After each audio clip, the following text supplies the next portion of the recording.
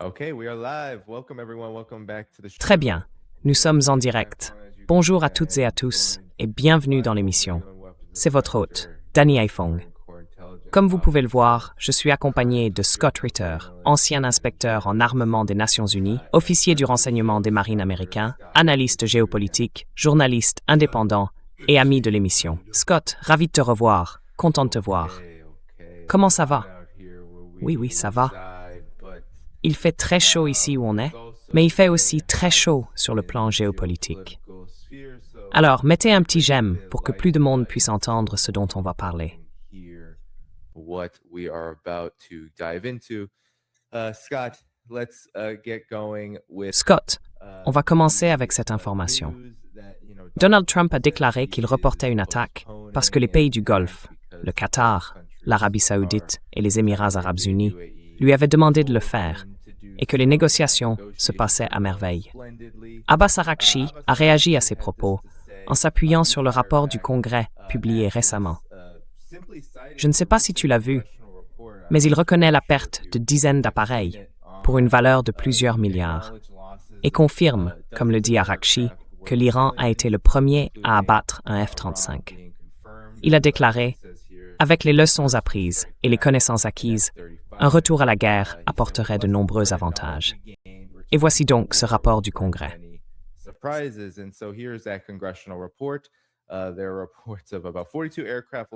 On parle d'environ 42 appareils perdus. 24 d'entre eux sont des drones MQ-9 Reaper. Et voici la liste plus complète, qui couvre à peu près 37 jours d'hostilité active. C'est conséquent, surtout dans l'histoire récente des États-Unis. Scott, quelle est ta réaction à la situation actuelle? Donald Trump affirme que les négociations se passent beaucoup mieux maintenant que, semble-t-il, les pays du Golfe l'en ont informé. Mais que se passe-t-il vraiment pour Donald Trump et pour l'administration américaine concernant l'Iran et plus largement la situation géopolitique et la politique étrangère alors qu'on entre dans ce long été? Oui, ce long été.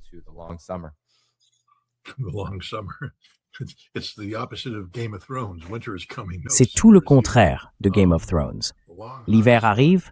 Non, l'été est là. Un long, chaud été. D'abord, je dois le dire, faire une analyse géopolitique quand il s'agit de l'administration Trump, c'est une mission impossible si on utilise les méthodes d'analyse classiques.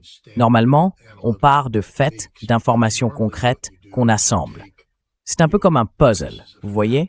Un puzzle de 1000 pièces, mais on vous en donne que 35 et on vous dit « dites-nous ce que ça représente ». C'est presque un art. Il faut examiner les pièces, comprendre d'où elles viennent, essayer de voir où elles s'intègrent sur le plateau, puis prendre du recul et imaginer l'image d'ensemble. Parfois, on appelle ça relier les points. On place les points, on les relie et on regarde ce que ça donne.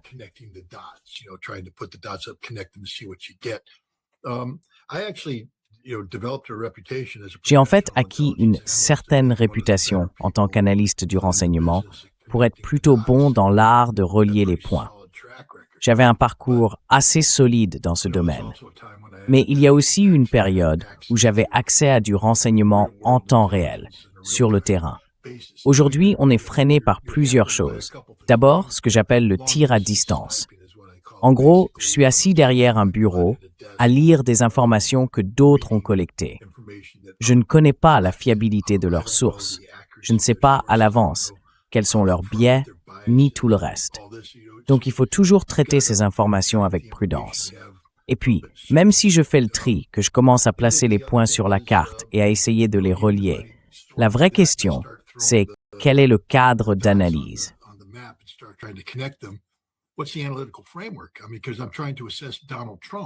Je veux dire, j'essaie d'évaluer Donald Trump. Donald Trump n'existe pas dans mon monde. Donald Trump vit dans une réalité parallèle, où les faits et les données ne sont pas forcément ce qui traverse son esprit. C'est le monde de Donald Trump.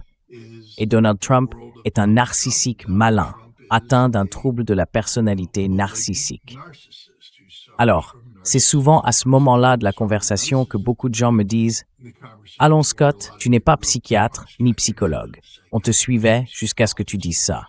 Là, tu dépasses un peu les limites. » Mais je vais quand même répondre à ça. En 2019, Scott Ritter, qui n'est ni psychiatre ni psychologue. Je ne joue pas ce rôle à la télé et je n'ai pas dormi dans un Motel 6. Donc je ne peux pas prétendre à une quelconque expertise, même indirecte.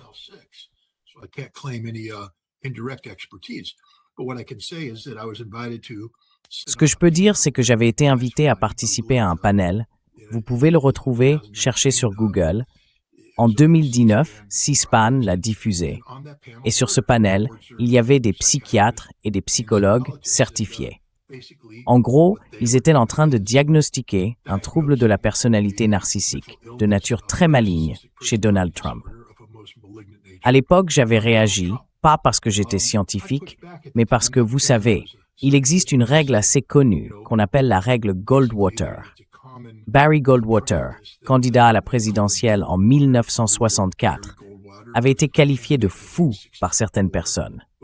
Et dans la culture politique américaine, on considère que tant qu'une personne ne s'est pas réellement assise face à un psychiatre ou un psychologue, on ne peut pas poser de diagnostic à distance.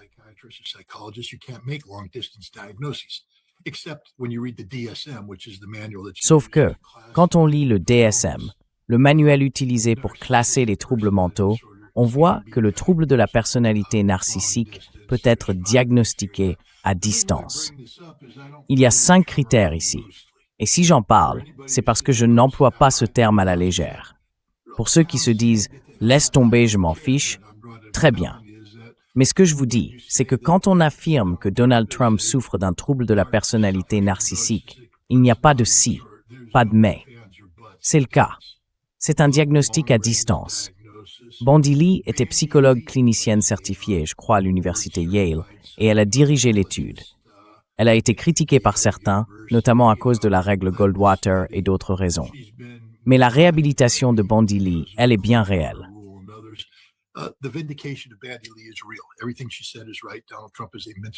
Tout ce qu'elle a dit est juste.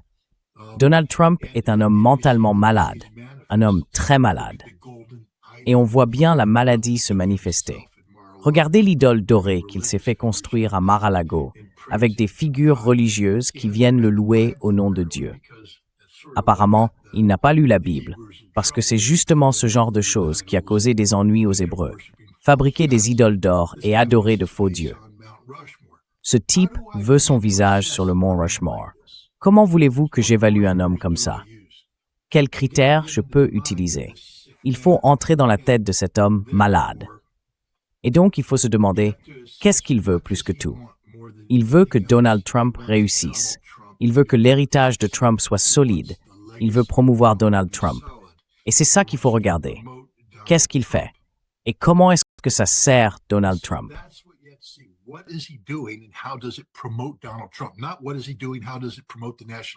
Ce n'est pas ce qu'il fait, mais en quoi cela sert la sécurité nationale des États-Unis ou les intérêts du peuple américain. Il s'en fiche complètement. Ce qui l'intéresse, c'est Donald Trump et rien d'autre. Il vit dans une réalité artificielle qu'on peut démonter presque aussitôt. Par exemple, il a dit « J'ai arrêté ça 1 heure avant que les bombes tombent ». C'est un mensonge pur et simple. La guerre moderne ne permet pas ce genre de choses, rien qu'à cause de sa complexité.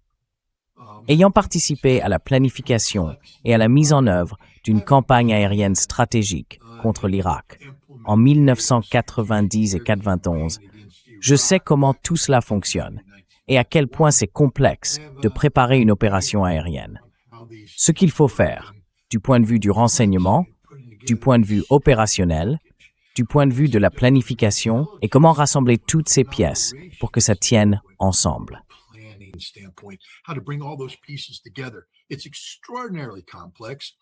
C'est extrêmement complexe et on n'arrête pas ça avec un simple coup de fil 1 heure avant. Donc Donald Trump ment clairement. Il dit que la raison pour laquelle il a pris cette décision très difficile, c'est qu'il a reçu des appels d'Arabie Saoudite, on suppose de MBS lui-même, du Qatar, probablement de l'émir, celui qui joue un peu sur tous les tableaux, et des Émirats arabes unis, qui lui auraient dit « Si vous attaquez l'Iran, les représailles seront terribles. Notre production d'énergie subira des dégâts irréversibles, et on ne veut pas de ça. » D'accord, mais le problème, c'est que vous pensez vraiment qu'ils ont passé ce coup de fil 1 heure ou 2 avant que le président y réfléchisse.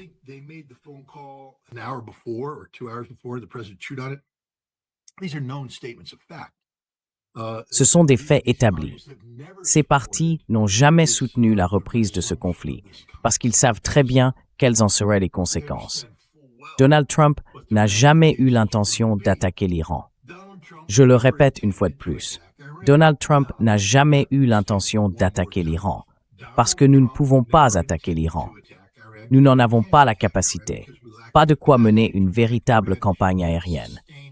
Et si on le faisait, on se retrouverait dans une situation encore pire que celle d'aujourd'hui. Donald Trump essaie de se sortir d'un trou, un trou qu'il a lui-même creusé. Mais il doit le faire avec de la communication politique.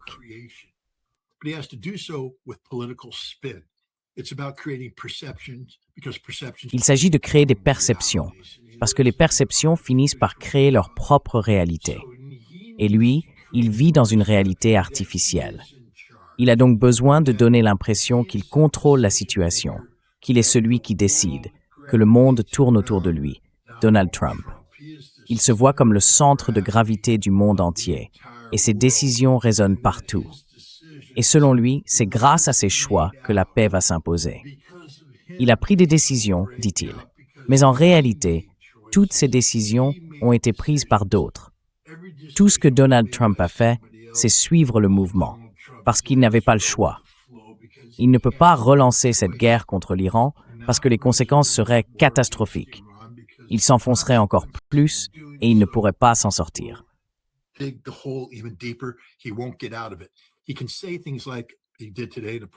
peut dire des choses comme il l'a fait aujourd'hui en conférence de presse. Je ne suis pas inquiet pour les élections de mi-mandat. En réalité, il est mort d'inquiétude à ce sujet. Pourquoi?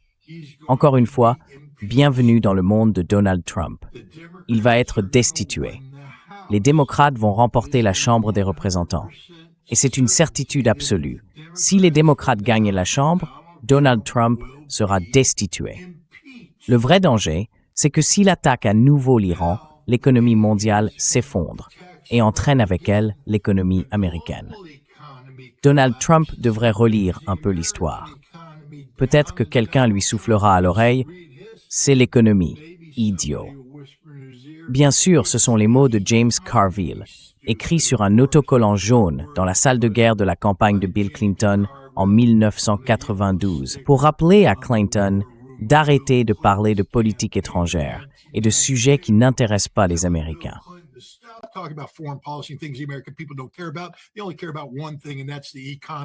Ils ne se préoccupent que d'une seule chose, l'économie. Combien d'argent ils ont dans leur portefeuille, combien ils ont sur leur compte en banque et comment ils vont pouvoir payer Noël quand la saison des fêtes arrivera. C'est tout. Si on se concentre là-dessus, on s'en sort bien. Et Donald Trump, lui, oublie cette règle. Il a même dit clairement « Je me fiche des problèmes de pouvoir d'achat ». Eh bien, vous savez qui s'en soucie des problèmes de pouvoir d'achat? 99,99% des Américains. Des gens comme moi, qui vivent de salaire en salaire, en espérant pouvoir payer le crédit immobilier le mois prochain, tout en se demandant comment on va payer quoi que ce soit, alors que le coût de la vie, rien qu'avec les prix de l'essence, a augmenté de plus de 455 $ par mois et par personne. Et pourtant, on est toujours là. Donald Trump, en ce moment, vit dans une réalité artificielle où il essaie de maquiller un désastre.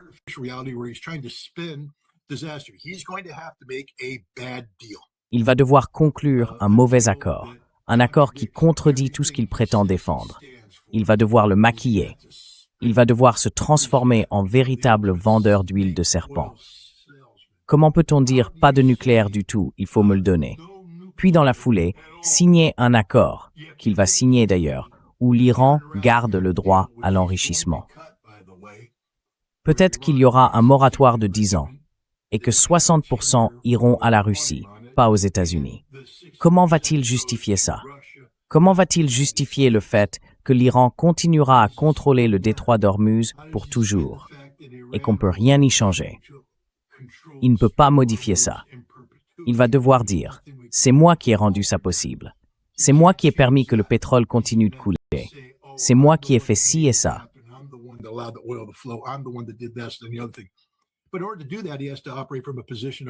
Mais pour faire ça, il doit agir à partir d'une position de force perçue. Et c'est exactement ce qu'il fait en ce moment. Il menace d'attaquer, puis il se ravise. Pas parce qu'il est faible, pas parce qu'il en est incapable, mais parce qu'il a pris la décision réfléchie que l'Amérique n'allait pas attaquer. J'écoute mes alliés. Vous voyez, il rejette déjà la faute sur ses alliés. J'écoute mes alliés. Voilà ce qui se passe. C'est mon analyse. Et c'est une analyse très difficile à faire. Comme je l'ai dit, pour comprendre ça, il faut se mettre dans la tête d'un sociopathe malveillant, un homme atteint d'un trouble mental, un trouble de la personnalité narcissique. Il n'y a pas de débat là-dessus. C'est un fait. Tout le monde le sait. C'est juste que les idiots du mouvement MAGA continuent de faire semblant qu'ils jouent aux échecs en 5 dimensions, alors qu'en réalité, ils bavent dans un gobelet.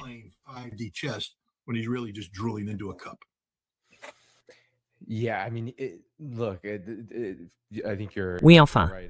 Écoute, je pense que tu as tout à fait raison sur cette façon de provoquer, de menacer, puis de se rétracter. C'est évident que lui, son administration, et sans doute les intérêts américains et israéliens qui poussent à la guerre, sont en difficulté. Mais sur la question du narcissisme, il faut dire aussi qu'il n'est tout simplement pas très bon dans ce rôle de figure politique.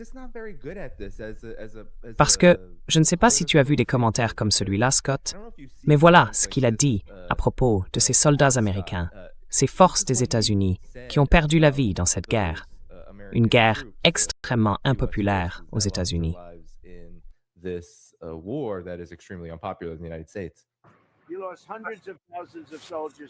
Il a perdu des centaines de milliers de soldats dans ces différentes guerres. Dans 2 guerres, le Venezuela, où nous n'avons perdu personne, et ici, nous avons perdu 13 personnes. Alors oui, 13, c'est déjà 13 de trop, mais nous avons perdu 13 personnes. Dans d'autres guerres, vous avez perdu des centaines de milliers de vies. Les gens n'aiment pas qu'on leur dise « Vous savez que vous en avez perdu 13 ». Nous avons mené 2 grandes guerres. Nous avons pris le contrôle du Venezuela, nous avons en gros pris le contrôle de l'Iran, et jusqu'à présent, nous avons perdu 13 personnes. Quelqu'un d'autre en aurait perdu 100 000. D'accord?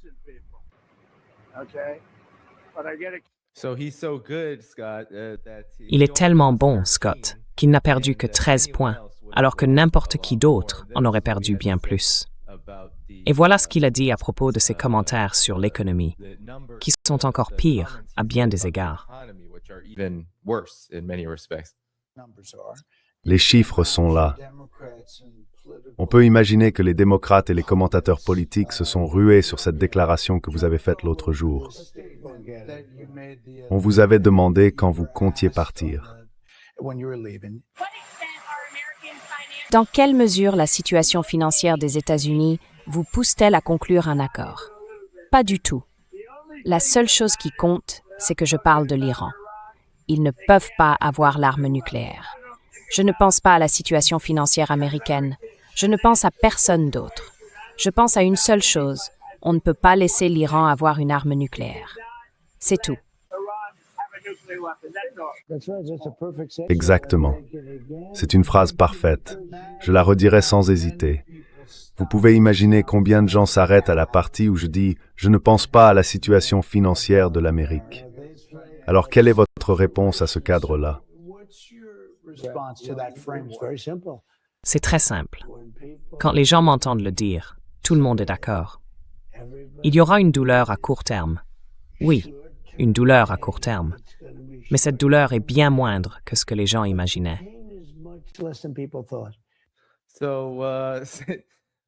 Il y a quand même un certain manque de sensibilité ici. Alors, quelle est votre réaction à tout ça? On a l'impression que l'administration Trump est incapable de s'arrêter.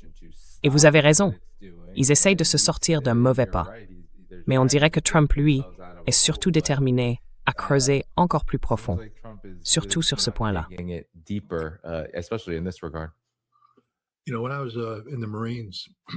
Vous savez, quand j'étais dans les marines, je me suis retrouvé dans une situation où j'ai pris certaines décisions que je pensais justes. Et au final, je me suis retrouvé devant un général qui me posait des questions et j'essayais de lui expliquer mes actions. Je crois que je ne comprenais pas vraiment le message parce que je continuais à vouloir lui prouver que j'avais raison. Et à un moment, il m'a arrêté. Il m'a dit, « Lieutenant, laissez-moi vous décrire la situation. Vous êtes là, devant un général, en train d'expliquer. Vous avez perdu. Parce que quand vous êtes en train d'expliquer, mon garçon, c'est que vous êtes en train de perdre. D'accord? C'était ça la leçon. Il ne faut pas se retrouver à devoir expliquer. Si vous avez fait quelque chose et que vous devez commencer à vous justifier,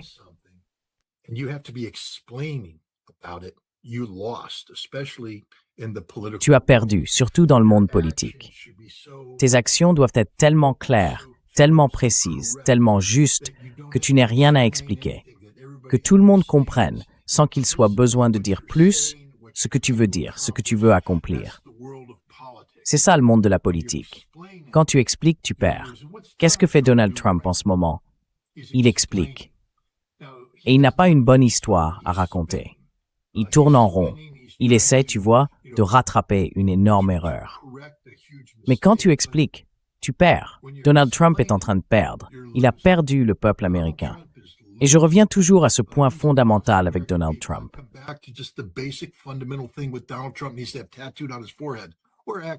Il a dit, tatoue-le sur son front. Ou mieux encore, tatoue-le sur le front des autres, comme ça il pourra le voir. Parce que tu sais, il se regarde sûrement souvent dans le miroir. Alors tatoue-le pour qu'il puisse le lire. C'est l'économie, idiot. Sur le moment, on minimise l'importance de l'économie. Mais il faut bien comprendre une chose. Il peut avoir raison, même quand il a tort, parce qu'il ne sait absolument rien du programme nucléaire iranien. Il dit, l'Iran ne doit pas avoir la bombe nucléaire. Eh bien, Donnie, ils n'ont pas la bombe nucléaire. Ils n'en veulent pas. Ils ne sont pas en train d'en développer une. Tu as inventé l'épouvantail ultime. Il n'existe pas, et il n'existera pas. Dire que tu ne veux pas qu'il existe, ça ne veut strictement rien dire.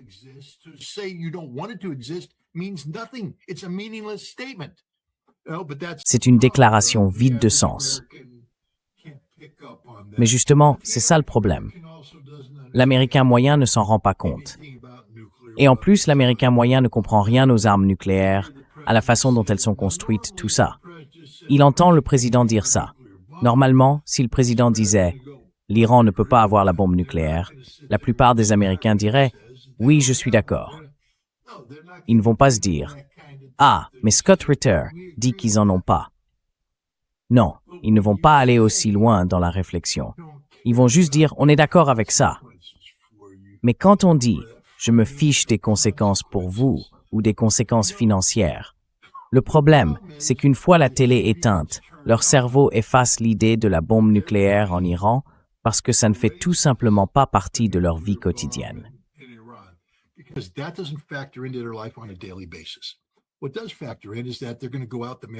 Ce qui entre vraiment en jeu, c'est ça. Ils vont sortir, le facteur est là, je viens de le faire. Vous ouvrez la boîte aux lettres, et là, il y a une pile de factures. Vous les rentrez, et ces factures, il faut les payer. Vous recevez votre salaire, vous commencez à faire des chèques, ou vous payez en ligne. Peu importe comment vous payez vos factures. Et vous regardez l'argent de votre salaire, cet argent durement gagné, pour lequel vous avez trimé, peut-être sur 1 ou 2 boulots, et vous le voyez partir. Tac, tac, tac, tac, tac, tac, tac. À un moment, vous aimeriez que ça s'arrête, juste pour pouvoir vous dire, bon, avec ce qui reste, je peux faire ci, ça ou ça. Mais aujourd'hui, au lieu de ça, ça continue. Tac, tac, tac, tac, tac. Et ça descend encore plus.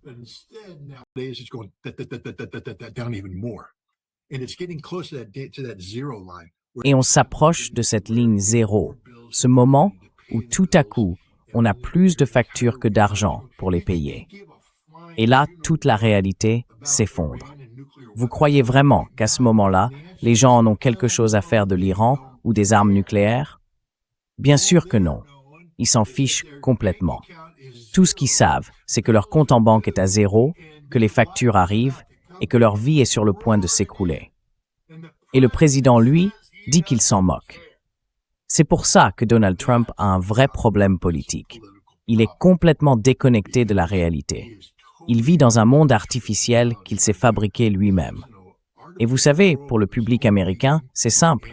Tout tourne autour de l'économie.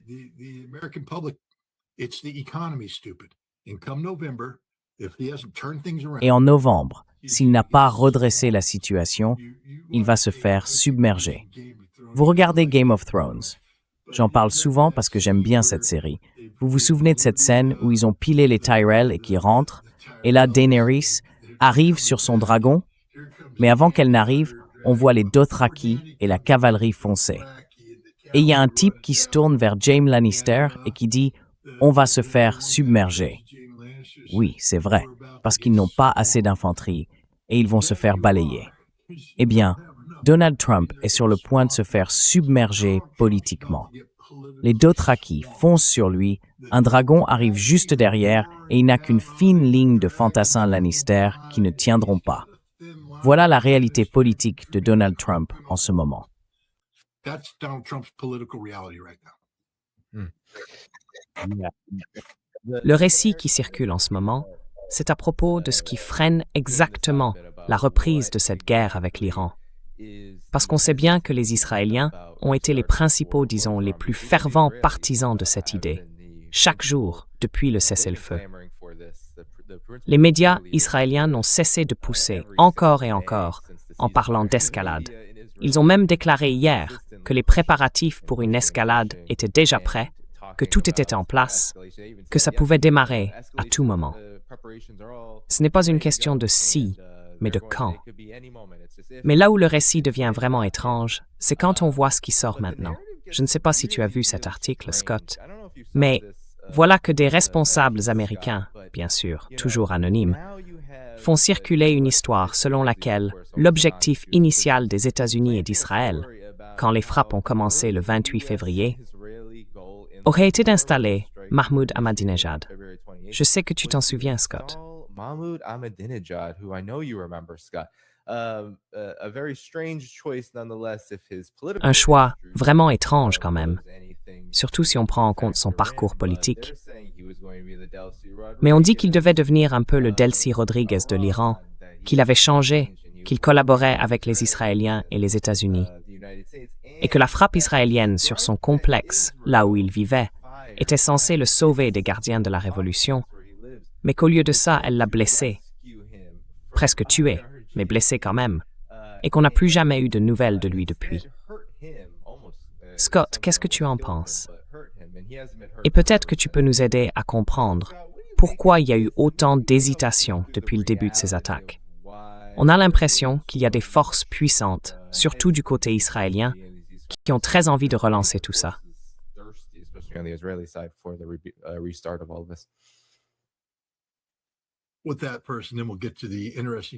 Avec cette personne, on en vient à l'histoire intéressante de Mahmoud Ahmadinejad.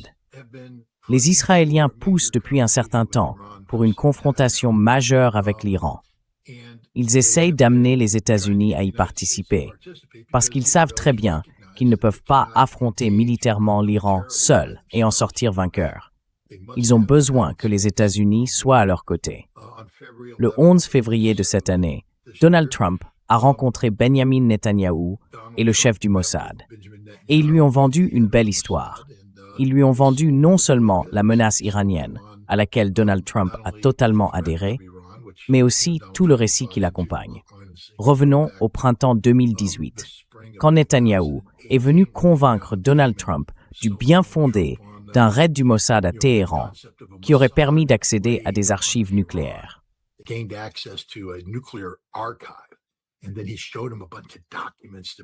Et puis, il lui a montré tout un tas de documents pour prouver que les Iraniens mentaient à propos du JCPOA et qu'ils menaient en secret un programme d'armes nucléaires. Et Donald Trump est tellement stupide, entouré de tant de courtisans, qu'ils n'ont même pas fait la chose la plus évidente. Par exemple, dire « Attendez, au moins 3 de ces documents que vous nous présentez comme nouveaux dans ces archives sont les mêmes que ceux que vous aviez déjà essayé de vendre à l'IAEA en 2004 et en 2009. » des documents qui avaient été prouvés comme étant des faux, fabriqués par les services de renseignement israéliens, pour tenter de faire la même chose, créer l'illusion d'une intention nucléaire iranienne qui en réalité n'existe pas.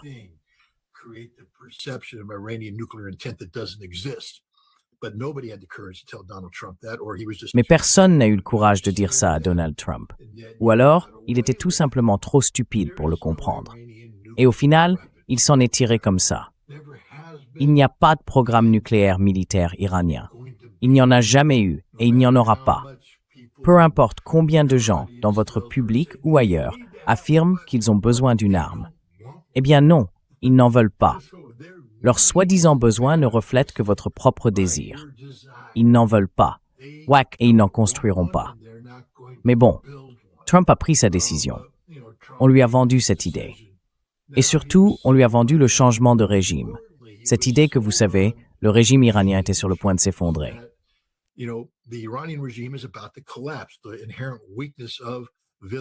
La faiblesse même du principe de la suprématie du guide suprême, le fait que le guide dirige la République islamique, on lui faisait croire que les Iraniens devenaient de plus en plus laïcs, que cette idée de foi chiite ne prenait pas vraiment racine. Le schisme duodécimain, disait-on, est une religion fanatique, présente surtout en marge de l'Iran. Ce ne serait pas, selon eux, un élément essentiel de l'identité de l'État iranien moderne. Et donc, si on intervenait simplement, qu'on tuait le guide suprême, qu'on neutralisait une partie du commandement militaire, on pourrait provoquer un changement de régime. Et une fois ce changement accompli, on pourrait, pensait-il, mettre fin aux missiles balistiques et arrêter le programme nucléaire.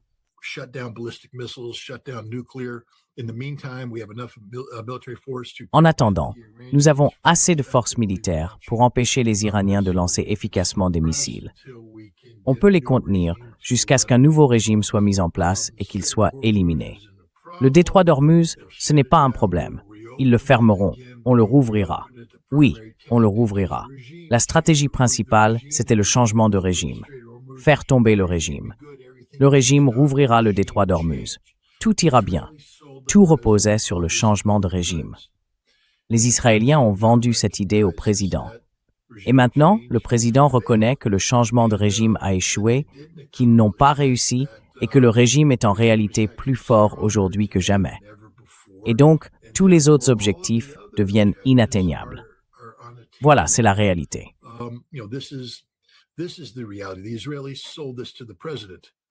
Les Israéliens ont vendu cette idée au président, et maintenant, le président se rend compte qu'ils lui ont vendu du vent. Alors, où en est Israël aujourd'hui? Eh bien, Israël a toujours besoin que les États-Unis soient impliqués. Israël part du principe qu'il pourra lancer une action et qu'en provoquant une réponse iranienne, les États-Unis seront entraînés à nouveau dans le conflit. C'est l'un des buts de cette stratégie. Le problème, c'est qu'Israël ne peut pas lancer une opération sans la complicité des Américains, parce qu'il est incapable de mener une campagne aérienne d'envergure contre l'Iran sans une coordination étroite et continue avec le commandement central américain. Et en ce moment, ce commandement met le holà parce que nous ne voulons pas d'une guerre avec l'Iran.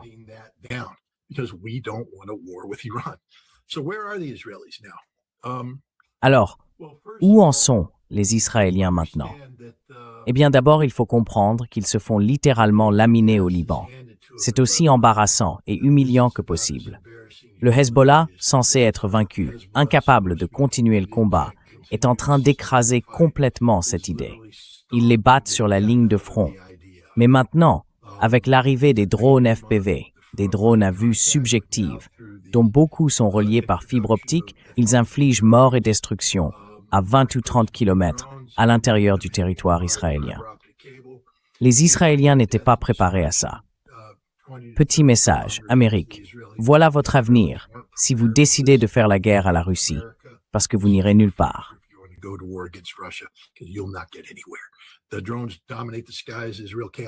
Les drones dominent le ciel. Israël ne peut plus bouger sans risquer la mort. Et donc ils sont en train de perdre le Liban. Avant, les Israéliens disaient, vous savez, on va en finir avec le Liban. Peu importe ce que vous voulez faire avec l'Iran, l'Amérique, nous, on termine le Liban, c'est fini. Et on a joué le jeu. On a fait venir Barak, on s'est assis pour négocier, soi-disant entre Israël et le Liban, mais le Hezbollah n'en faisait pas partie. Aujourd'hui, le Hezbollah est la seule voix qui compte au Liban quand il s'agit d'Israël, parce qu'ils sont en train de gagner. Ils ont vaincu Israël. Donc vous avez un Hezbollah victorieux, comme c'était prévu, et Israël n'a aucune chance de les battre.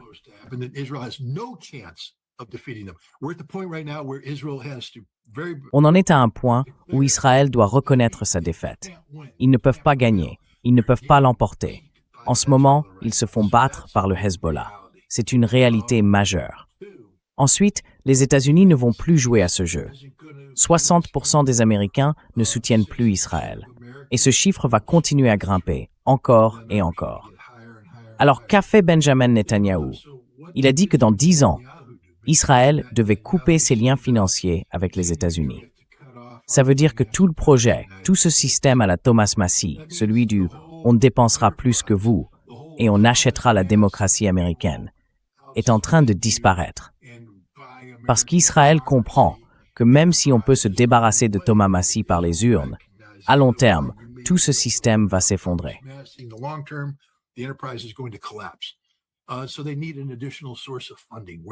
Ils ont donc besoin d'une source de financement supplémentaire. Où vont-ils trouver cet argent? Eh bien, il ne viendra pas de la force économique propre d'Israël, celle qui devait se concrétiser avec les accords d'Abraham, combinés au corridor économique Inde, Moyen-Orient, Europe. Ça ne se fera pas. Rien de tout cela ne se fera. Alors d'où Israël va-t-il tirer le remplaçant de la générosité américaine? La réponse, c'est les Émirats arabes unis. Netanyahou a reconnu s'être rendu aux Émirats pendant la guerre. Israël y a envoyé des troupes pour les protéger avec des systèmes de défense aérienne. Et les Émirats, eux, se sont retirés de l'OPEP+, et ont décidé de vendre par eux-mêmes le maximum d'énergie sur le marché. Dans quel but? Pour financer la politique de sécurité israélienne qui doit remplacer l'architecture américaine défaillante sur les Émirats arabes unis.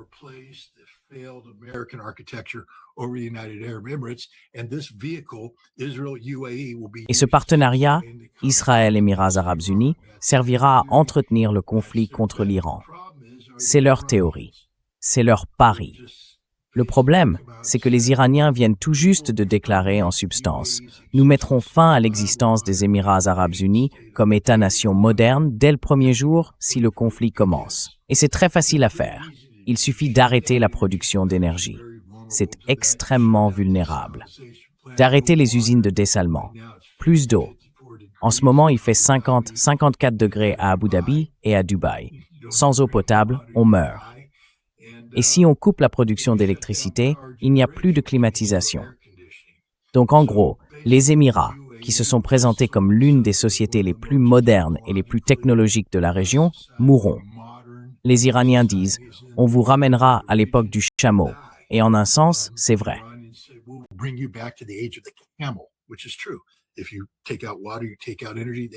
Si vous coupez l'eau et l'énergie, ils n'ont plus rien. Et ça se produira instantanément.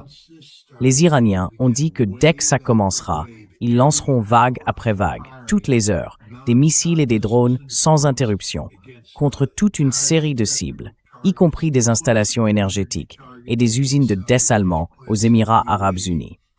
Ça durera heure après heure, jour après jour, semaine après semaine, et l'Iran a les moyens de tenir ce rythme. L'Amérique, au mieux, pourrait soutenir un conflit de l'ampleur de la guerre de 37 jours pendant une semaine, et ensuite, on serait à court de tout.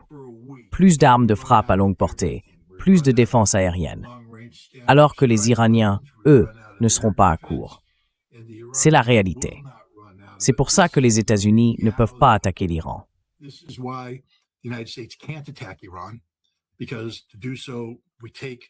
Parce qu'en faisant ça, on ne parle pas simplement d'une réduction temporaire de la capacité de production d'énergie mise sur le marché. On parle de l'élimination permanente de quantités importantes d'énergie, sans rien pour les remplacer dans le système énergétique mondial. Résultat, c'est l'effondrement de l'économie mondiale. Quand on coupe autant de pétrole, les raffineries s'arrêtent.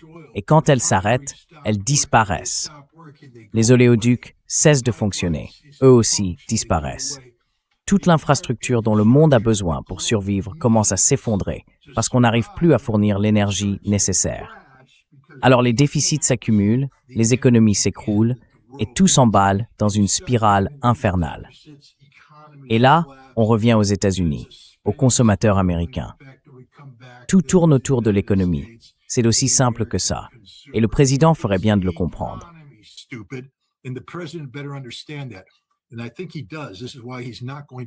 Et je pense que oui. C'est pour ça qu'il n'attaquera pas l'Iran. Parce que attaquer l'Iran, ce serait provoquer l'effondrement financier de la région, du monde et des États-Unis. Et ce serait aussi sa fin politique. C'est tout ce qui l'intéresse. C'est un narcissique. Il a besoin, quand il aura terminé sa présidence, de pouvoir dire « J'ai été le plus grand président que la Terre ait jamais porté ». Et il a besoin de s'entourer de gens qui vont lui répéter ça. Il construira des monuments à sa gloire et tout le reste. Mais sa présidence ne se terminera pas comme il l'imagine.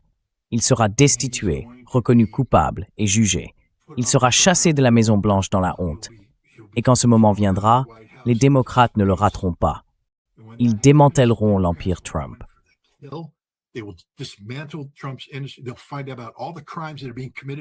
Ils vont découvrir tous les crimes qui sont commis en ce moment. Tous les crimes, sans exception. Jared Kushner va aller en prison. Sa fille va aller en prison. Steve Witkoff va aller en prison. Tous ceux qui ont profité de cette entreprise corrompue qu'on appelle, vous savez, l'administration Trump, iront en prison. Les gens qui spéculent à la baisse sur le marché de l'énergie ou à la hausse, enfin, jusqu'aux comptes sur les réseaux sociaux de Donald Trump, eux aussi iront en prison. Ce sera un grand nettoyage, complet. Et voilà, ce sera la fin de l'héritage Trump. Vous savez, il était contrarié par New York quand, après son élection, il s'est souvenu de ses trajets vers Manhattan. On descend là-bas, on longe, vous savez, le Hudson, le Henry Hudson, et puis ça devient le fleuve.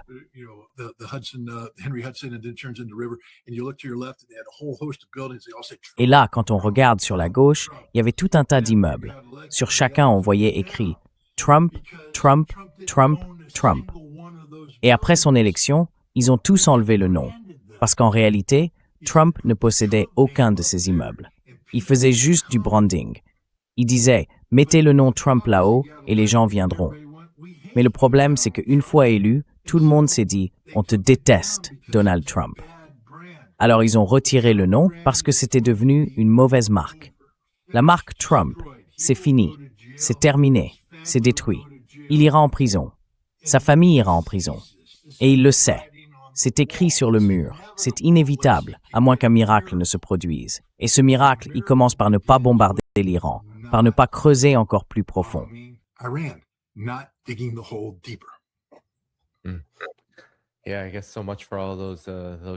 Oui, je suppose que c'est tout pour la douleur à court terme. Mais beaucoup de ces entreprises de GNL cherchent surtout à maximiser leurs profits à court terme.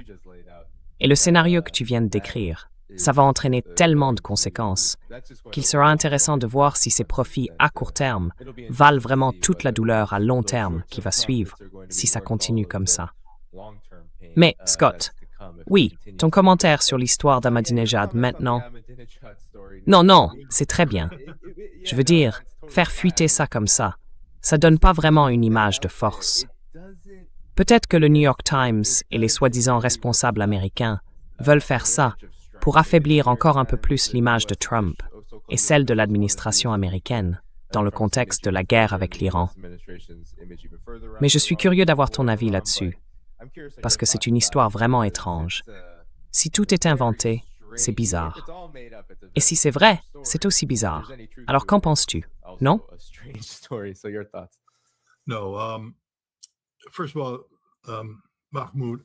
Tout d'abord, Mahmoud Ahmadinejad a été président de l'Iran.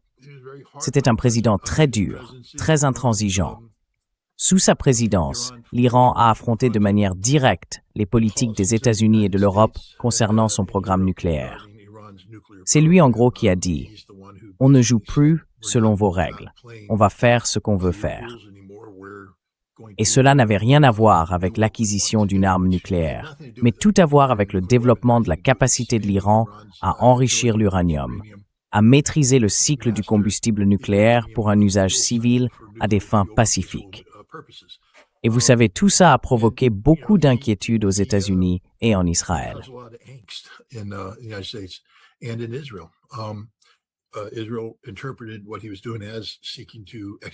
Israël a interprété ce qu'il faisait comme une menace pour sa survie même. Pas forcément parce qu'il possédait une arme nucléaire, mais parce qu'il cherchait à acquérir la capacité d'en produire une, en maîtrisant l'enrichissement. Autrement dit, il avait résolu le problème technique fondamental de l'enrichissement. C'était un homme très dur, très intransigeant. Et j'oublie qui l'a remplacé. C'était Khamenei. Non, pas Khamenei. Enfin si, Khamenei. Je ne sais plus.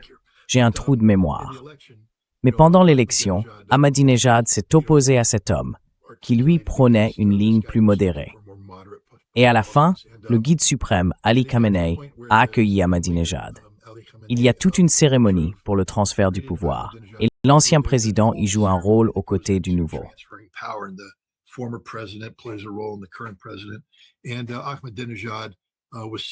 Et Ahmadinejad cherchait à s'imposer, mais on l'a marginalisé.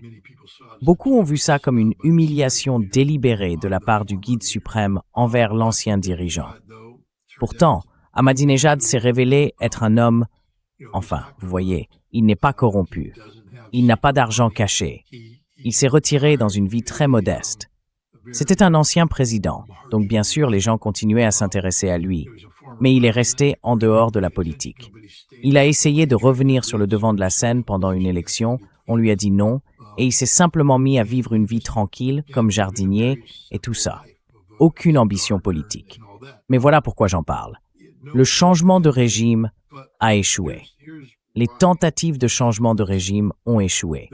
L'idée selon laquelle Rouhani était un simple remplaçant, oui, un ancien négociateur, cette histoire-là n'a pas tenu.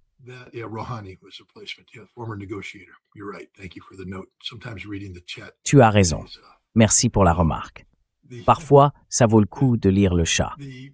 Alors, prenons un exemple de la façon dont les médias fonctionnent aujourd'hui. Le Financial Times, un journal britannique, a publié un article affirmant que Xi Jinping aurait dit à Donald Trump que les Chinois pensaient que Poutine était en train de perdre la guerre, que Poutine savait qu'il allait la perdre, que Poutine ceci, que Poutine cela, et que Xi Jinping aurait ajouté qu'il n'aurait pas dû faire ci, qu'il n'aurait pas dû faire ça. L'idée, bien sûr, c'était de créer un problème politique à la veille de l'arrivée de Vladimir Poutine en Chine. Les Chinois ont réagi en disant que c'était n'importe quoi. Et évidemment, ça l'était. Mais le point important, c'est que le Financial Times, et je le sais pour te donner un exemple, à l'époque où j'étais inspecteur en armement, je travaillais avec le MI6 sur ce qu'on appelait un programme d'opération d'information.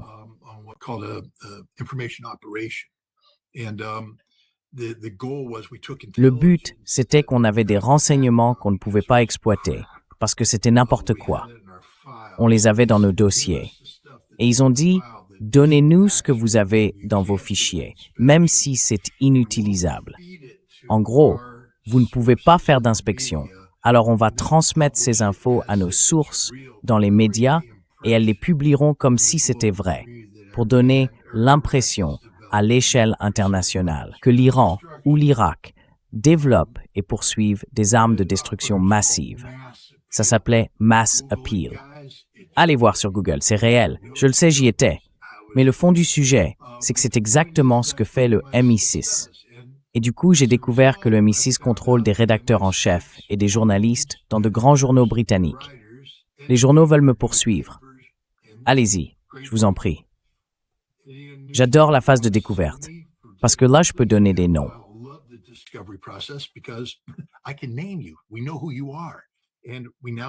On sait qui vous êtes.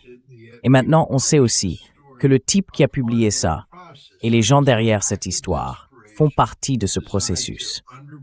C'était un acte de désespoir, conçu pour affaiblir le rôle de Vladimir Poutine, parce que c'est l'objectif du Royaume-Uni en ce moment.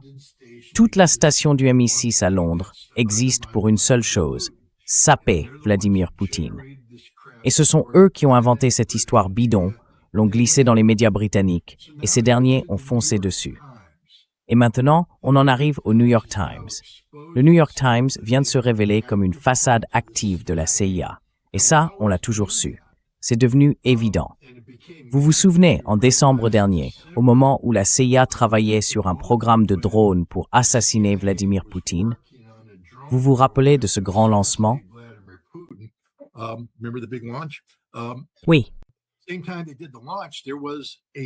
Au moment même où ils ont fait le lancement, un article est sorti disant que la CIA affirmait « C'est nous qui faisons ça. C'est nous qui leur donnons les renseignements. » À l'origine, ça devait se faire seulement après la mort de Poutine ou quand il serait affaibli. C'était un coup de force de la CIA. Mais le fait est que le New York Times travaillait activement avec la CIA pour créer cette perception. La CIA contrôle le New York Times. Quand j'étais inspecteur en armement, la CIA a fait la même chose avec CNN. Ils ont collaboré pour produire un grand documentaire sur le travail des inspecteurs en utilisant des informations fournies par la CIA.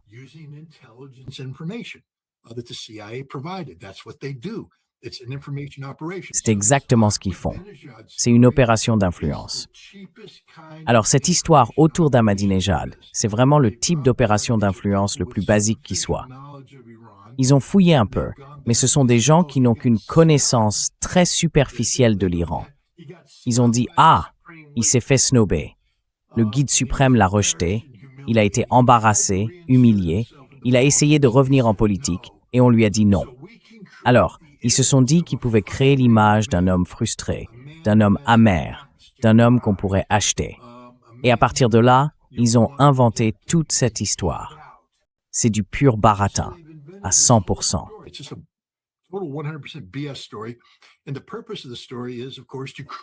Le but de cette histoire, évidemment, c'est de créer de la controverse à l'intérieur de l'Iran, de semer la discorde.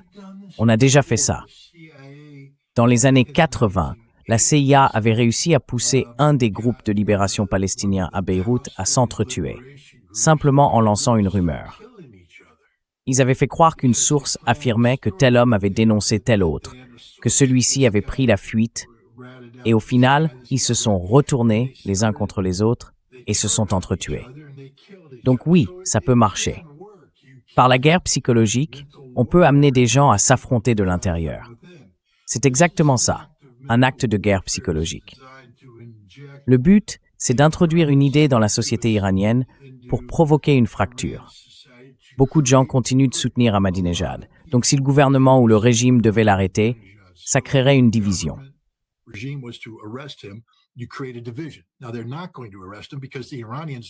ne vont pas l'arrêter, parce que les Iraniens savent, avec une certitude absolue, que c'est complètement bidon. Franchement, vous croyez que les Chinois ont perdu le sommeil là-dessus? Qu'ils ont ouvert le Financial Times en se disant « Ou les Russes? Vous pensez que Vladimir Poutine s'est dit « Attendez une minute, quoi. Trump a dit ça à Xi et Xi ne l'a même pas appelé. Allons donc. N'importe quoi. On va arrêter l'Ukraine, on va s'opposer à la Chine, on va se diviser, donner à la CIA tout ce qu'elle veut. » Non. Il n'a pas réagi comme ça, parce qu'ils connaissent la vérité. Les Iraniens connaissent la vérité. C'est juste la forme la plus grossière de guerre de l'information. En réalité, c'est un acte de pur désespoir, exactement comme le fait de planter une histoire dans le Financial Times.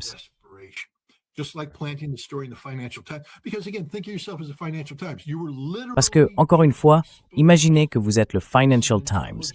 Vous venez littéralement d'être démasqué comme une façade des services de renseignement.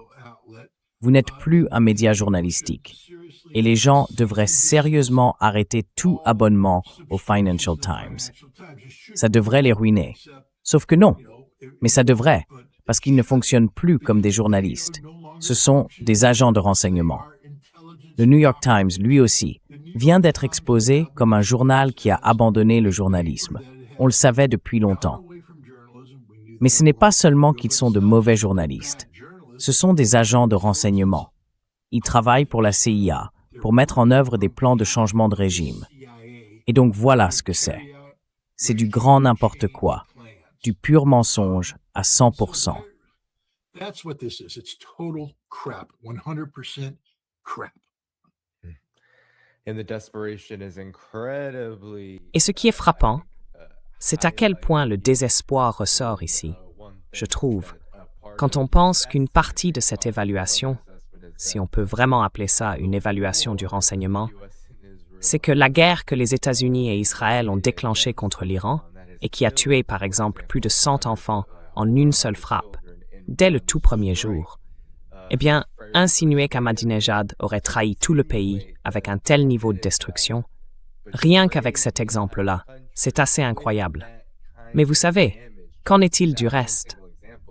Qu'en est-il des milliers de personnes mortes avant même les frappes, de celles qui ont été tuées, et bien sûr de toutes les infrastructures, des gens qui ont péri à cause des frappes elles-mêmes? Ça devait forcément faire partie de leurs calculs, du genre, bon, les gens vont être furieux si on dit qu'il est en quelque sorte des nôtres. Mais en réalité, ce sont eux qui s'insinuent dans tout ça. Et c'est justement ce que je trouve si intéressant.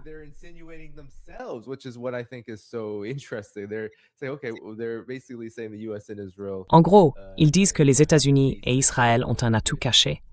Et ça met en évidence la vraie raison pour laquelle toutes les conséquences de cette guerre se sont produites. Et franchement, ce n'est pas une belle histoire à la base. Mais avant de passer à la rencontre entre Poutine et Xi, dont tu parlais, tu veux ajouter quelque chose? Non, je pense que tu as bien résumé. C'est de la propagande au rabais. It's the cheapest kind of propaganda. It underscores two things. Ça souligne deux choses. Les gens doivent comprendre que la CIA n'a absolument aucune visibilité sur l'Iran. Aucune. Dans les années 80, la CIA avait encore des réseaux qui remontaient à l'époque du Shah, quand elle était très active, et que l'Iran avait recruté à peu près tout le monde qu'il était possible de recruter. Ils avaient encore quelques ressources en place. Puis un type nommé Steve Richter, qui dirigeait les opérations pour le Proche-Orient. Mon adversaire, à l'époque où je m'occupais de l'Irak, a reçu pour consigne de se concentrer sur l'Iran. Et donc, il y avait une manière de communiquer. Ces gars-là utilisaient des méthodes à l'ancienne. Ils envoyaient des lettres avec de l'encre secrète à une boîte postale à Munich, où la CIA a une grosse antenne. Et c'est comme ça qu'ils échangeaient.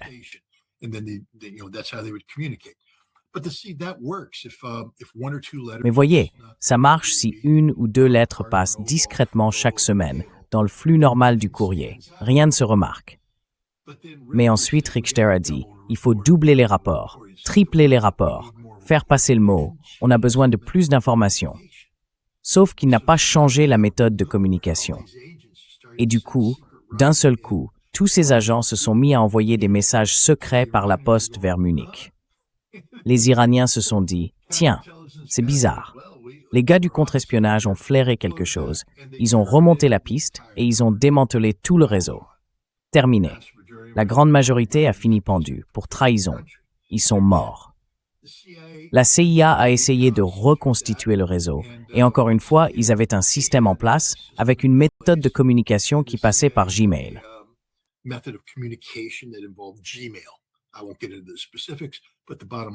Je ne vais pas entrer dans les détails, mais en gros, on utilisait une adresse Gmail et ce genre de choses. Et encore une fois, les Iraniens ont réussi à casser ça, à le rétro-concevoir, et ils ont démantelé tout le réseau. Terminé, fini, mort. Ils ont partagé ces informations avec les Russes et les Chinois. Les Chinois ont pu ensuite pénétrer et nettoyer tous les réseaux de la CIA en Chine. Quant aux Russes, je crois que la CIA a réussi à contrer ce qu'ils avaient fait, et les Russes n'ont pas été aussi loin qu'ils l'auraient voulu. Mais le fait est qu'on n'a plus aucune ressource humaine à l'intérieur de l'Iran. Alors qu'est-ce qui s'est passé à ce moment-là? C'était une cible très sensible. Prenons un exemple. La NSA a créé quelque chose qu'on appelait Stuxnet, un virus censé pénétrer et infecter le programme d'enrichissement nucléaire iranien, leur centrifugeuse.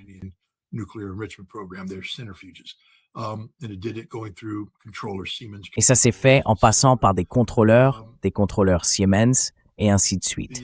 Les Israéliens ont coopéré. Maintenant, pour faire entrer tout ça en Iran, on n'avait pas de renseignements humains. Aucun. Donc on a dû se tourner vers les Israéliens. Eux, ils ont tout un réseau de renseignements humains à l'intérieur de l'Iran, parce qu'ils sont patients. Ils travaillent sur le long terme. Ils ne font pas des choses stupides, comme doubler les rapports avec de l'encre secrète dans le courrier postal, ou utiliser un compte Gmail qui ne fonctionne pas. Alors, on a en quelque sorte transféré la partie renseignement humain à Israël. Nous, on assurait la supervision opérationnelle, on faisait le travail conceptuel, mais ce sont les Israéliens qui exécutaient les assassinats. On a joué un rôle important là-dedans, mais ce sont eux qui ont agi.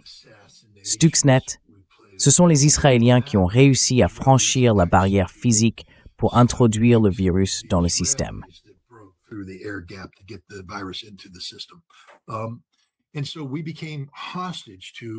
Et donc on s'est retrouvé dépendant du contrôle israélien sur tout ce qui concerne le renseignement humain en Iran.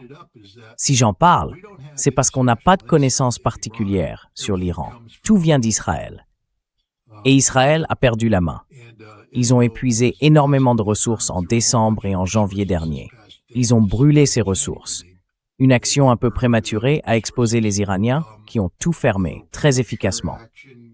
Résultat, il y a très peu d'opérations de renseignement humain qui sortent d'Iran aujourd'hui. L'autre problème, c'est justement le renseignement humain.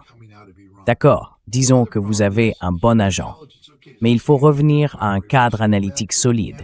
Et pour ça, il faut des gens qui soient vraiment à jour sur la réalité iranienne.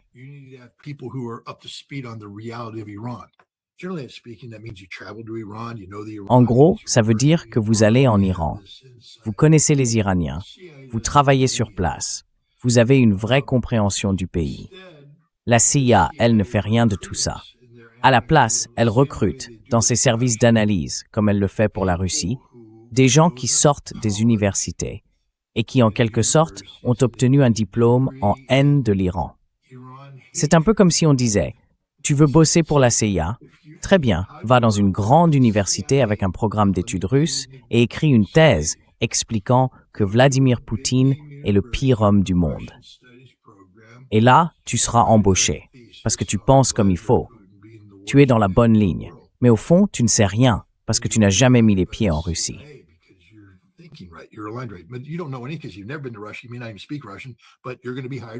Tu ne parles peut-être même pas russe, mais on va t'embaucher simplement parce que tu détestes Vladimir Poutine. Donc, tu es pris.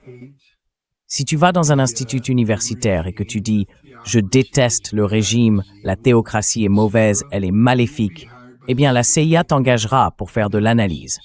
Mais ton analyse est déjà ouvertement biaisée. Et le problème, c'est qu'il y a des responsables politiques qui élaborent leurs options politiques à partir de ce biais et qui ne font que le renforcer. Voilà où en est la CIA aujourd'hui. Ils n'ont pas d'experts de l'Iran. Ils n'ont aucune compréhension de ce qui se passe là-bas. Ils ne savent pas comment interpréter les événements. Et c'est pour ça qu'ils se trompent complètement sur l'Iran. Complètement.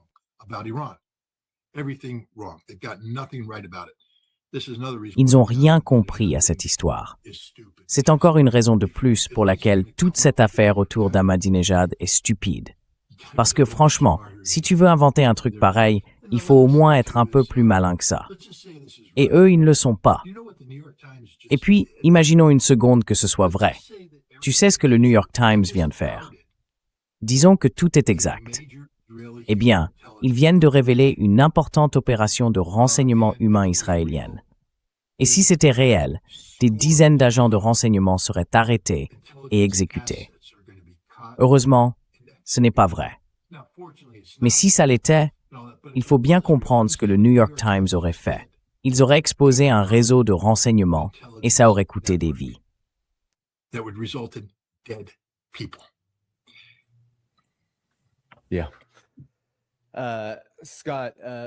Oui, Scott, peut-être que dans le temps qu'il nous reste, on pourrait parler de la visite de Poutine en Chine pour rencontrer Xi Jinping.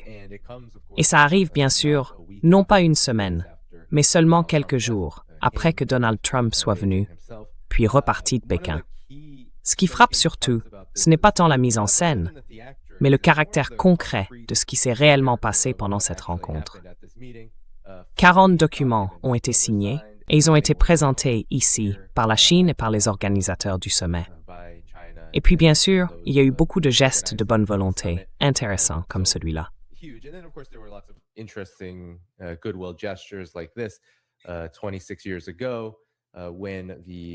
y a 26 ans, quand le traité de bon voisinage a été signé entre la Chine et la Russie, Poutine a rencontré cette famille. Plus tard, il est devenu ingénieur. Il a étudié en Russie et Poutine l'a revu à l'occasion de cet anniversaire du traité. Donc, on voit des gestes de bonne volonté, moins de mise en scène, mais des documents très concrets signés dans tous les domaines du commerce et de la coopération. Parlez-nous de la portée de tout ça et peut-être, si vous le souhaitez, comparez un peu les deux visites et dites-nous ce que vous en pensez.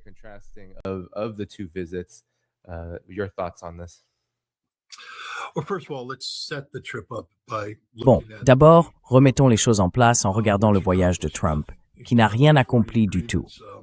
On parle de 40 accords, mais Trump évoquait un contrat pour 200 avions Boeing, qui n'existe pas. Boeing attend toujours que les Chinois appellent et ils n'appelleront pas. Donc il ne s'est rien passé. Donald Trump pensait qu'il allait arriver et forcer la Chine à faire ou à accepter certaines choses. Mais ça ne s'est pas passé comme ça. Les Chinois ont été très polis, mais il ne s'est rien produit, à part l'humiliation pure et simple du président. Pas à cause de ce qu'a fait la Chine, mais à cause de ce que le président a fait lui-même. D'ailleurs, Sergei Lavrov a dit que les États-Unis étaient incapables de conclure des accords.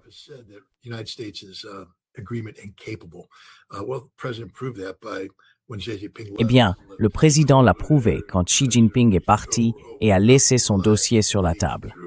Le président a tendu la main, l'a ouvert et l'a feuilleté. Certains peuvent en rire. Ne le faites pas. C'était extrêmement insultant. Vraiment insultant. Ça montre que le président américain, n'a absolument aucune intégrité. Ce n'est pas son rôle d'espionner.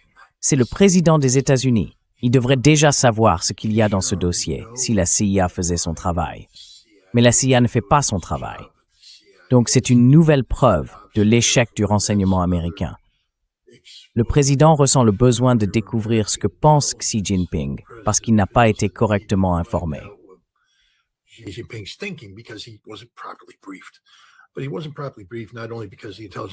Mais il n'a pas été correctement informé, non seulement parce que les services de renseignement ne savent pas tout, mais aussi parce qu'il ne veut pas qu'on lui dise quoi que ce soit. Donald Trump doit être l'homme qui en sait plus que tout le monde, surtout dans le monde entier. Et donc au final, il ne sait rien. Ce voyage a été un échec total. Xi Jinping lui a dit quelque chose de très important à propos de Taïwan, et c'est là que ça rejoint la Russie. En gros, il lui a expliqué que Taïwan est d'une importance existentielle pour la Chine. La Chine ne tolérera aucune politique, sous quelque forme que ce soit, qui cherche à créer une séparation entre Taïwan et la Chine. Et toute personne qui essaierait de le faire, il y aura un conflit, une guerre.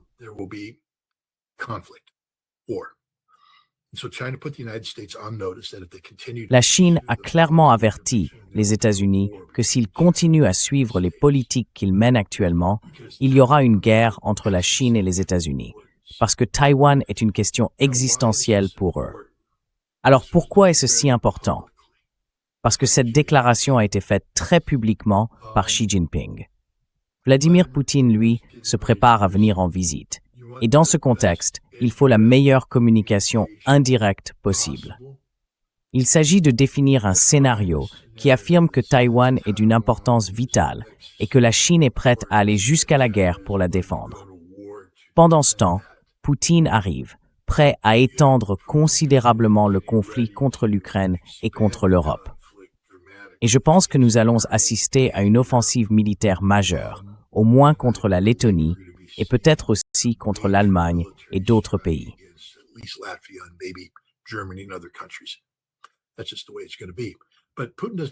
C'est comme ça, tout simplement. Mais Poutine n'a pas besoin de venir demander la permission ou de faire une déclaration. Xi Jinping lui a clairement dit « Nous considérons que l'Ukraine pour toi, c'est comme Taïwan pour nous, et nous sommes prêts à aller jusqu'à la guerre pour défendre nos intérêts à Taïwan. Donc en retour, nous accepterons tout ce que tu juges nécessaire pour défendre tes intérêts en Ukraine, y compris un conflit avec l'Europe. Voilà, c'est le message. Et ensuite, ils le confirment en s'affichant ensemble, sans prendre leur distance, sans faire semblant. Ils signent de vrais accords, des accords stratégiques sur l'énergie. Alors, dans ces conditions, comment les États-Unis peuvent-ils encore avoir la moindre influence? Le levier que Trump voulait, c'était de pouvoir dire « Je contrôle le pétrole vénézuélien, je contrôle le pétrole iranien ».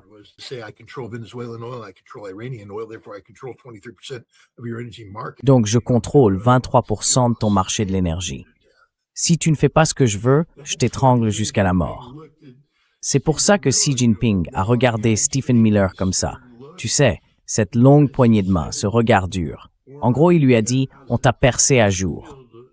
Alors, ça fait quoi d'être toi en ce moment? Pas terrible, hein? Parce que tout ce que tu pensais obtenir, tu l'as pas eu. Marco Rubio était là aussi. Tu sais, il avait des sanctions contre lui. Mais d'après ce que j'ai compris, les Chinois l'ont laissé entrer, non pas en levant les sanctions, mais simplement en le renommant. Et nous, on n'a pas été assez malins pour comprendre ce que ça voulait dire, parce que le nom signifiait en gros « t'es un perdant ». Littéralement, ils ont arrêté de l'appeler Rubio.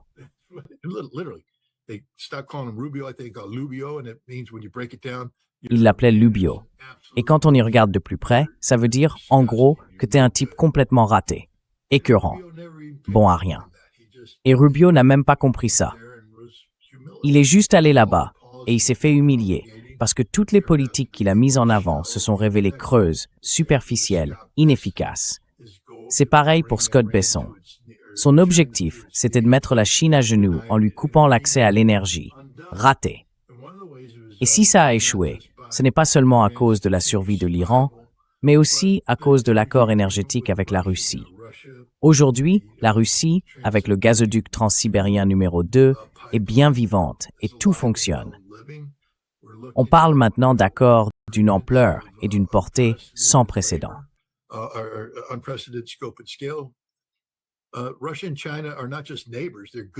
La Russie et la Chine ne sont pas seulement voisines. Ce sont de bons voisins, avec des intérêts stratégiques mutuellement bénéfiques, et qui s'opposent directement aux objectifs stratégiques des États-Unis sous Donald Trump. C'est ça, l'importance de cette rencontre.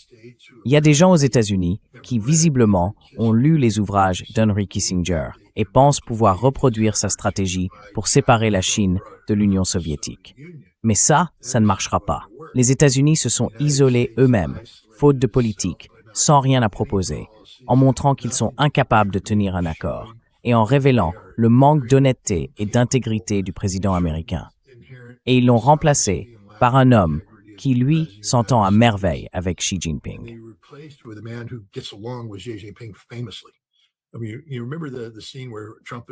Je veux dire, vous vous souvenez de cette scène où Trump est dans le jardin, il se tourne vers Xi Jinping et lui dit « Tu n'as jamais amené personne ici avant ». C'est un peu comme un amant qui dirait « Tu n'as pas amené ta femme ici, mais tu m'as amené moi ». En fait, il s'avère qu'il avait déjà amené pas mal de monde, y compris Poutine. Mais peu importe, c'est juste l'insécurité de Trump. Et maintenant, imaginez ce qu'il ressent quand Xi Jinping reçoit Poutine. Qu'il y a ce grand portrait des deux ensemble, souriants, comme de vieux amis. Il n'y a pas de portrait de Donald Trump. Alors Trump sait qu'il est mis à l'écart. Il fait semblant d'avoir une relation spéciale avec Xi Jinping. Mais c'est pas vrai. Ce n'est pas lui. C'est Vladimir Poutine. Et c'est ça le vrai point à retenir.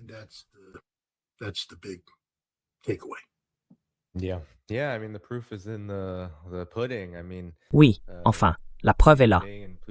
Xi Jinping et Poutine signent des accords. Ils signent de vrais documents, contraignants, qui vont renforcer leur relation. Donald Trump, lui, est allé là-bas et n'a pas obtenu le moindre document. Rien n'a été signé. On l'aurait su, sinon. Et comme tu l'as dit, tout ce qui a pu être convenu verbalement dépend entièrement de la relation entre les États-Unis et la Chine. Et on sait bien que cette relation est fragile, en grande partie à cause d'une dizaine d'années de politique américaine devenue de plus en plus agressive, dans laquelle Trump a joué un rôle majeur. Donc, à moins de penser que les Chinois sont stupides, Tout ça a été fait de manière professionnelle, intentionnelle, et s'est déroulé comme prévu. Scott, un dernier mot avant qu'on termine. Quelque chose qu'on n'aurait pas abordé. Vas-y, c'est à toi.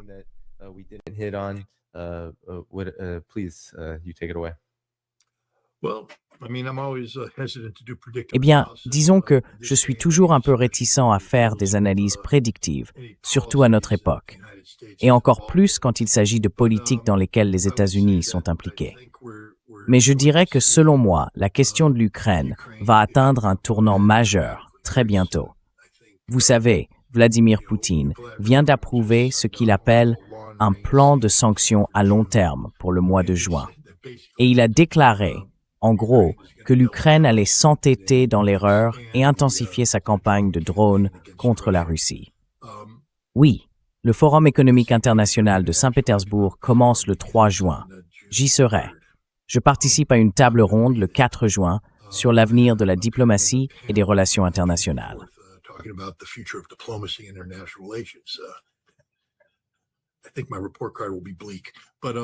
Je pense que mon bulletin ne sera pas brillant. Mais le fait est que c'est l'un des plus grands forums de ce genre. Il dépasse largement Davos, en taille, en portée, en envergure. Davos, c'est beaucoup de discours relayés par les médias occidentaux. Mais ici, c'est là que les vrais contrats se signent, que les affaires se font, que des dizaines de milliers de personnes viennent. C'est le forum le plus influent de ce type. C'est juste dommage que les États-Unis s'en excluent eux-mêmes à cause de politiques russophobes. Mais si vous pensez une seconde que ce fleuron du développement économique russe va être menacé par des drones ukrainiens, détrompez-vous.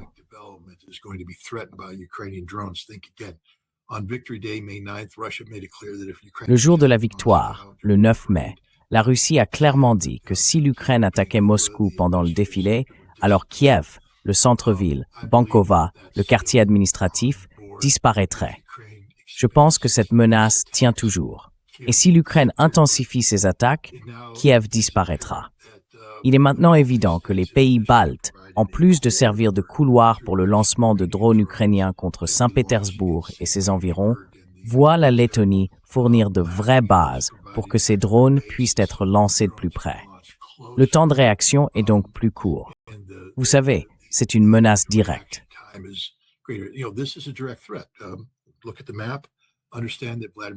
Regardez la carte. Comprenez que Vladimir Poutine participe normalement au Forum international de Saint-Pétersbourg. Il y prend la parole le dernier jour et il fait cette fameuse séance ouverte où il répond aux questions sur un panel. Vous pensez vraiment que le président russe va s'y rendre pour dire « Allez-y, attaquez-moi, tuez-moi, faites ce que vous voulez ».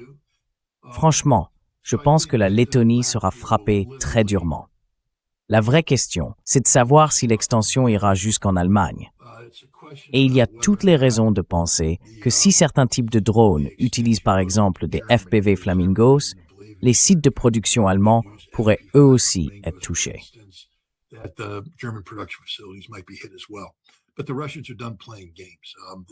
Mais les Russes ont fini de jouer. Cette guerre va se conclure de façon spectaculaire, et plutôt bientôt que tard. Parce que maintenant, au lieu d'une guerre d'usure sur le terrain, que la Russie est en train de gagner, d'ailleurs, et largement, eh bien, ne me croyez pas sur parole. Regardez simplement le rapport de l'inspecteur général sur l'opération Atlantic Resolve. Je crois qu'il l'appelle comme ça. Et vous verrez que la Russie domine complètement la guerre. Pour la première fois, la vérité est dite. Tous ces autres sites pro-ukrainiens sur les réseaux sociaux qui prétendent le contraire, ils vous balancent juste n'importe quoi. Les faits ne soutiennent rien de ce qu'ils avancent.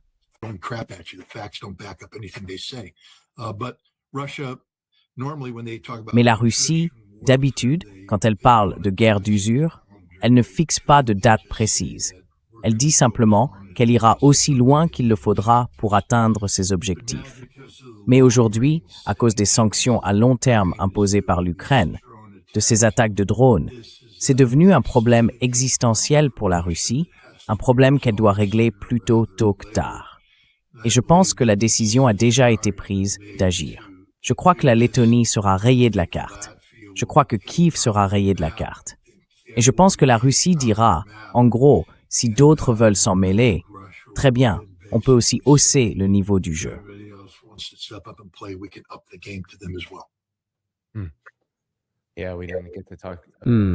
Oui, on n'a pas eu le temps de parler en profondeur de l'Ukraine cette fois-ci, mais les actions continuent de pousser la Russie dans cette direction. Alors, Scott, merci beaucoup pour ton analyse. On va s'arrêter là ensemble. Je veux juste rappeler à tout le monde que ton site web est indiqué dans la description de la vidéo, juste en dessous. C'est là que les gens peuvent te soutenir, toi et tout ton travail. Donc allez-y après l'émission. Et pendant que vous y êtes, cliquez sur le bouton j'aime. Ça aide vraiment à faire connaître l'émission. Tous les liens pour soutenir ce programme sont aussi dans la description. Demain, je serai en direct avec Charmine Narwani, à midi, heure de la côte Est. Alors rejoignez-nous pour une nouvelle émission. D'ici là, Scott, un dernier mot. Until next time, Scott, any last words? Non, je voulais juste redire à quel point j'apprécie tout le soutien que je reçois. Comme je l'ai dit, je pars en Russie à la fin du mois, avec un programme assez chargé. J'ai d'ailleurs été invité à me rendre à Oufa, la capitale de la Bachkirie. Les Bachkirs ne le savent peut-être pas, mais à la base, je viens des études régionales russes. Je me suis spécialisé dans certains aspects de l'histoire bachkire, donc c'est vraiment passionnant pour moi. Mais l'objectif, c'est d'aller en Russie, d'avoir accès à l'information russe, à la réalité du pays, de la ramener ici et d'essayer de créer des antidotes à cette maladie qu'est la russophobie pour qu'on puisse traiter la Russie de manière plus responsable. Mais tout ça n'est possible qu'avec votre soutien.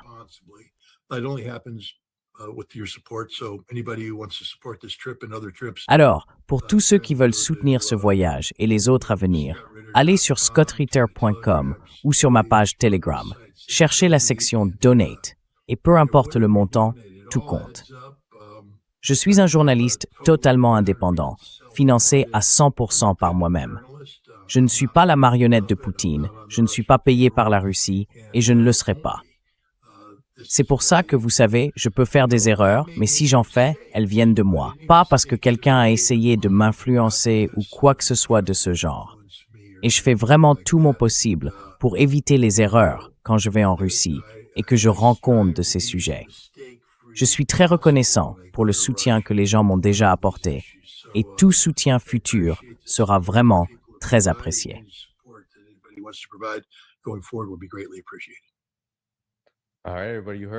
Très bien, vous l'avez entendu. On s'en va d'ici.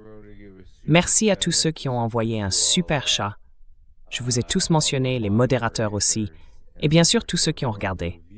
Avant de partir, mettez un petit j'aime. Allez voir le travail de Scott, et on se retrouve demain à midi. Prenez soin de vous, tout le monde. À bientôt. Take care, everyone. Bye-bye.